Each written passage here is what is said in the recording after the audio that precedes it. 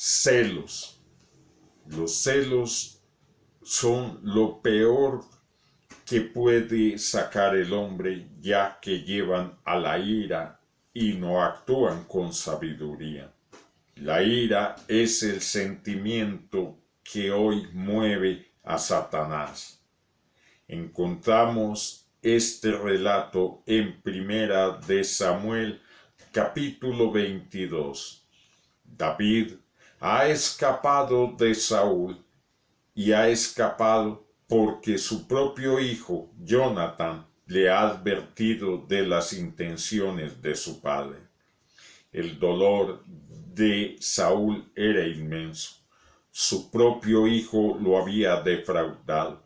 Su propio hijo había hecho que él estuviese presa de ese dolor que lleva el pensar que un familiar ha denunciado lo que uno desea hacer, siendo esto malo.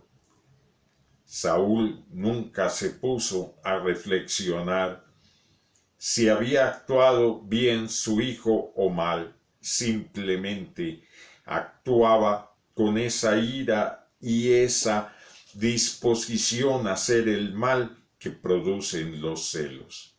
Aparece Doc y le comenta que David huyó, pero que estaba acompañado de los sacerdotes de Jehová en Not.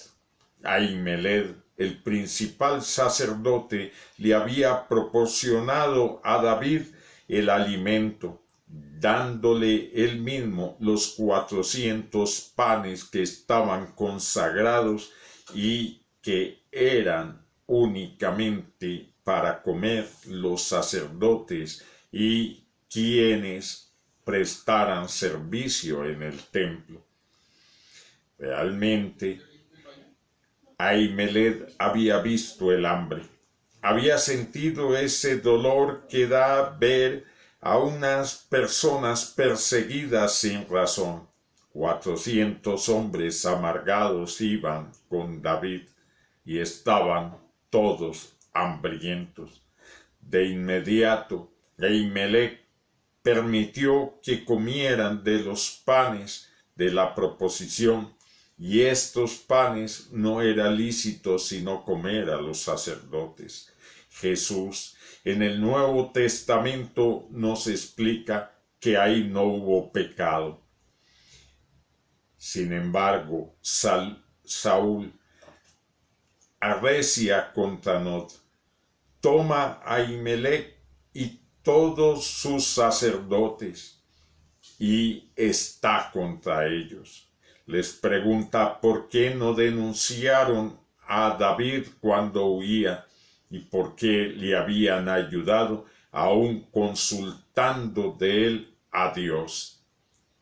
Ahimelech le explica que David es uno de sus mejores siervos y leales, lo cual exalta la ira de Saúl y ordena matarlos. Ahí están los sacerdotes en manos de Saúl, pero ningún soldado de Israel acepta alzar las manos contra los sacerdotes de Jehová, y él vuelve al edomita y le dice que los mate. Daeg cumple con lo que le ordena Saúl, y en ese momento son muertos 85 de sus sacerdotes. Luego Saúl toma al pueblo de Not y los sacrifica a todos, matando mujeres, hombres, niños y no dejando nada de Not, porque él piensa que este pueblo, al ayudar a David, se declara su enemigo.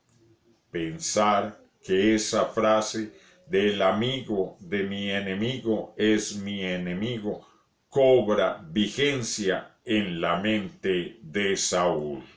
el único que escapa de tal matanza es el sacerdote Abiatar, el cual huye hacia donde está David para buscar su apoyo y protección. David estaba escondido. Abiatar llega a él y relata lo que le sucedió a los sacerdotes de Nob y lo que hizo Saúl con su pueblo. David se sintió responsable. Allí le habían entregado la espada del filisteo Goliat a David. Saúl estaba furioso. ¿Cómo apoyar a un enemigo? Y por eso actuó y acabó con todo el pueblo por causa de David. El dolor de David era inmenso. Por su culpa, todo un pueblo había sido exterminado. Sin embargo, David daba gracias a Dios por la ayuda brindada a los sacerdotes, y ese sentimiento de culpabilidad también fue perdiendo cabida en su corazón. Cuando nosotros no sabemos lidiar con la culpabilidad, con el remordimiento, nos asaltan situaciones que son casi que imposibles de vencer. Sin embargo, allí estaba David, sintiéndose responsable. ¿Cómo poder compensar a Nob, a sus habitantes y a estos sacerdotes? No, ya habían pasado por la muerte, de manera que era imposible redimirlos acá en vida. David únicamente pensaba que ese Dios, el cual veía la injusticia de Saúl, lo protegería a él y a su pueblo. Quedaban los que estaban vivos. Él debía ser el protector de los que en él confiaban, y para poder ser protector para ellos, debía buscar un protector para sí mismo, el cual fue Dios. Cuando Saúl más lo perseguía, él más se afianzaba. Su corazón proclamaba que aunque un ejército acampara contra él, no temería. Que aunque contra él se levantara guerra, él estaría tranquilo.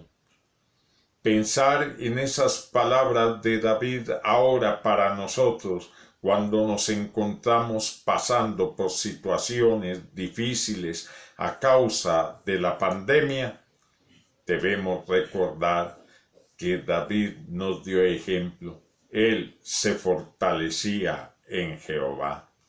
Nuestras debilidades debemos dejárselas a Dios, porque es Él el que las hace victoria, ya que Él se engrandece en nuestras dificultades. Le pedimos ayuda a Él y Él hará.